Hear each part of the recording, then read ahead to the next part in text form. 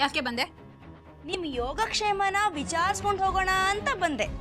ಅತ್ತಿಗೆ ಏನಿವತ್ತು ಮಾತಿನ ವರ್ಷನೇ ಬದಲಾಗ್ಬಿಟ್ಟಿದೆ. ಹಾ, ಇನ್ ಮುಂದೆ ಎಲ್ಲ ಬದಲಾಗತ್ತೆ.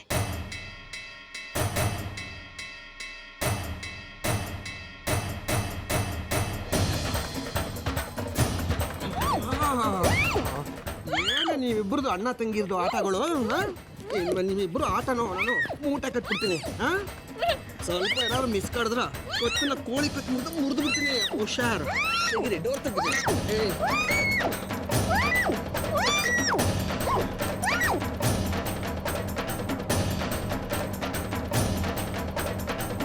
ಕಟ್ರಿ ಅಗ್ಗಣ.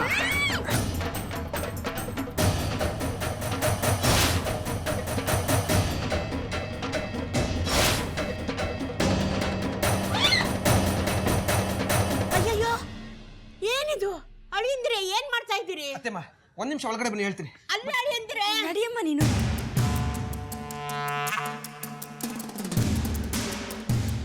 ಅಳಿಯಂದಿರೆ ಏನ್ ಮಾಡ್ತಾ ಇದ್ದೀರಿ? ನೀರನ್ನ ಯಾಕೆ ಕಟ್ ಹಾಕಿದ್ದೀರಿ? ನನಗೊಂದು ಅರ್ಥ ಆಗ್ತಿಲ್ಲ.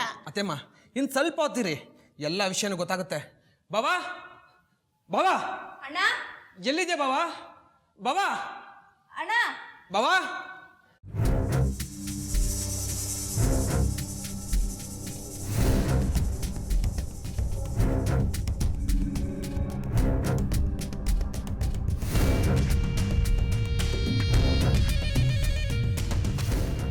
ಯಾಕೆ ಮನೆ ಬಿದ್ದೋಗೋ ಥರ ಕಿರಿಸ್ತಿದ್ದೀರಾ? ಬಾಬಾ ನಾನು ಹೇಳೋ ವಿಷಯನ ಸ್ವಲ್ಪ ಸರಿಯಾಗಿ ಕೇಳಿಸ್ಕೊ. ಬಾಬಾ ಆ ಮೀರಾ ಶಂಕರ ಇಬ್ರು ನೀನು ತಿಳ್ಕೊಂಡಷ್ಟು ಒಳ್ಳೆಯವರಲ್ಲ ಬಾಬಾ. ಪ್ರಪಂಚದಲ್ಲಿ ಇವರಷ್ಟು ಕೆಟ್ಟ ಮನುಷ್ಯರು ಎಲ್ಲೂ ಇಲ್ಲ ಬಾಬಾ.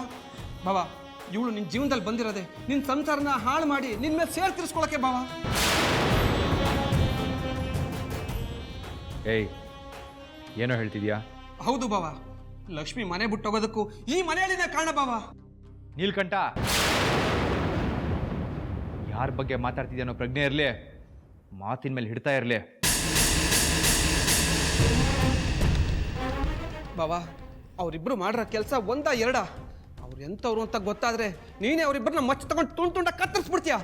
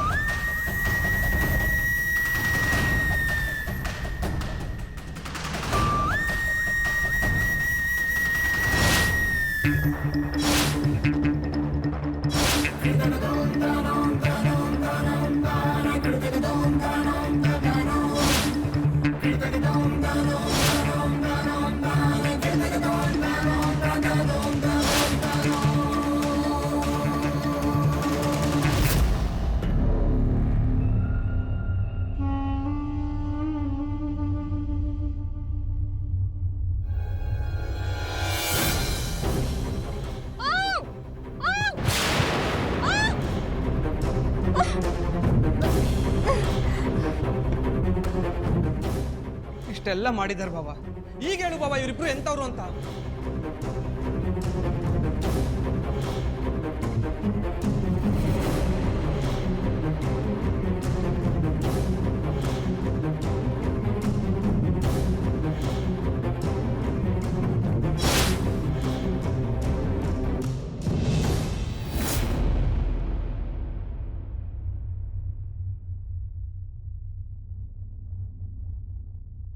ಅಯ್ಯೋ ಮನೆ ಹಾಳಿ, ಮೊದಲಿನಿಂದಲೂ ನಿನ್ನ ಬಗ್ಗೆ ನನಗೆ ಅನುಮಾನ ಇತ್ತು. ಆದರೆ ಲಕ್ಷ್ಮಿಗೋಸ್ಕರ, ಲಕ್ಷ್ಮಿ ಮಾತಿಗೋಸ್ಕರ ಈ ಮದುವೆಗೆ ಒಪ್ಕೊಂಡೆ. ಯಾಕೆ ಯಾಕೆ ಹೀಗೆ ಮಾಡಿದೆ? ಅಮ್ಮ, ಒಂದು ನಿಮಿಷ. ಮೀರಾ, ನೀಲ್ಕಂಠ ಹೇಳಿದ ನಿಜನಾ?